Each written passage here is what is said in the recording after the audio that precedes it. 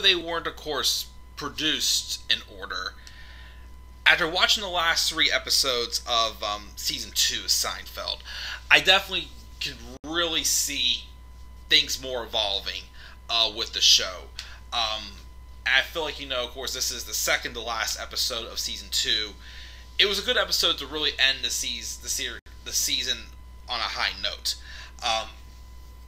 As the revenge episodes, I said before, I thought the heart attack was a very underrated episode. This one I think was pretty darn good also. I really liked the revenge episode. It is also, besides excluding, like, introductions changing, like, the pilot episode, the Seinfeld Chronicles, the first ever episode, that had 2 versions because they changed, the theme music and, like, the theme music basically in the introduction, after the Seinfeld Chronicles became just Seinfeld. And of course, the Stranded also had a special beginning because originally that wasn't supposed to be in season 2. But the Revenge actually is also the first episode to have 2 different versions of it, which I'll explain why, of course, that in a second. But the main story actually, it was a theme. The Revenge was like a theme of the whole episode. It wasn't like just like talk about the main story, but there was 2 forms of revenge that was done in this episode. The main story, of course, of this episode, the main focus, like the biggest story of the 3 that was done in this episode, was George quitting his job because he got a memo to use the bathroom in the hall and not his boss's personal bathroom. That kind of tied into 2 ideas that they had behind the scenes. Larry Charles saying how he used to always take it upon himself to use Jerry's and Larry David's private bathroom in their offices. It was next door to his, even though he was being told to use the main bathroom in the hall and not the private bathroom. They kind of took that and tied it in with a story with Larry David when he used to work for Saturday Night Live, and he quit out of the blue. I don't think it was for the same reason as George quitting his job in this episode. He quit out of the blue, out of frustration, but of course later realizes this may have been a huge mistake, which pretty much was. And then he tries to show up at work on Monday like it never happened, but, obviously, after the mean things that George said to his boss, he was not falling for it, didn't want George back. And because of that, of course, George was looking out to get revenge at this big party with the company that was important to his boss, and he wanted to get revenge and ruin his night for him. And of course, he needed that help by having Elaine come with him. He was going to slip a Mickey into his drink and poison his drink without him knowing. The best way he did that was he had Elaine distract his boss by, like, talking about, like, how she loves being naked and this and that. And, apparently Rick, George's boss, had that sense of urgency of, like, like, not being afraid to flirt even though he was married. I think they said he cheated on his wife. I don't remember. But Elaine basically distracts him while George, who tries to get his one coworker, Glenda, away from the seat, and he basically has to threaten to pull her wig off if she doesn't move. So now here's where I think George was stupid. He slips the drink. I would have just put it in, walked away, that's it. But no, he had to make it known to his boss that he was there. And with that being said, Rick noticed him and basically was just like, let's bury the hatchet, let's bring it back. And unfortunately, he orders to a toast, and then he takes his drink, and then George is back to the drawing board, like he was early episodes, sitting there in Jerry's apartment going, like, I like sports, I can do sports. Maybe, like, like a general manager of a baseball team or something like that. And Jerry's like, that's hard to get. Well, what about a commentator, like for color commentary? And Jerry's like, true, but you get that to ex-ball players. And George's like, but that's not fair, right? And like I said, he tried to go back but didn't get the job back, and then he was screwed and basically ended the episode jobless.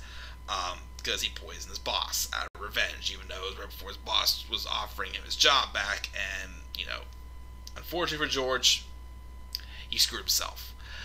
But that was one story of revenge. The second one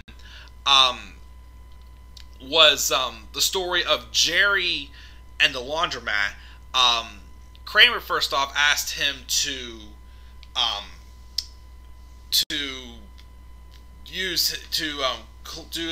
take some of his laundry to the laundromat, but Jerry's like, I don't want my boys mixing in with your boys. But then he says, fine, I'll do it. So he takes it to the laundromat, and he does request that Kramer's laundry be washed at separate machines, even though I don't know if that ever happened or not. However, though, Jerry had an envelope of like $1,500 in there that went missing when he got his bag back. Why did he put it in his laundry? The world will never know. So it got lost, and he was accusing the guy at the laundromat of stealing it. And he says, I didn't steal it, and there's a sign there that says, not responsible for any lost property. But, Jerry's still convinced that this guy stole his money. So, this was, of course, and even Michael Richards said it very briefly, this was another turning point in the Kramer character. There's a scene where they want to get revenge on the laundromat by putting cement inside one of the machines and ruining the machine. As, Jerry tries to distract the guy. Unfortunately, Kramer, though, is being super obvious. He's up to no good. And he has this scene where he's struggling to pour the rubber cement into the machine. First, he tries to pour it in, and then the bag closes. I mean, not the bag. The lid just ricochets off of the top and comes back down.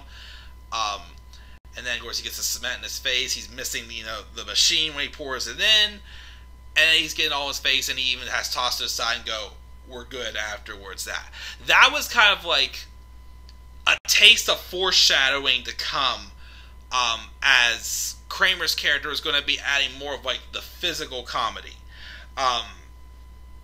It was not used here, but in an eventual episode, I can't remember which episode it was, but there was an inside look where Michael Richards basically say, I go off camera and practice some things, but once the camera started rolling, stuff just happened.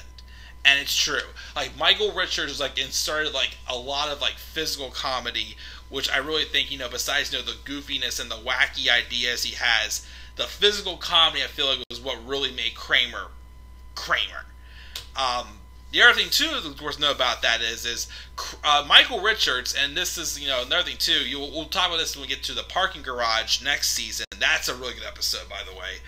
Kramer wanted to actually work with an actual bag of cement. So the cement he was dealing with was literally 60 pounds of cement that he was dealing with. He actually wanted to work with the real weight and everything, which is very brave and very impressive for an actor.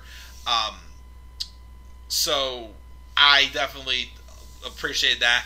But then, of course, the machine gets ruined.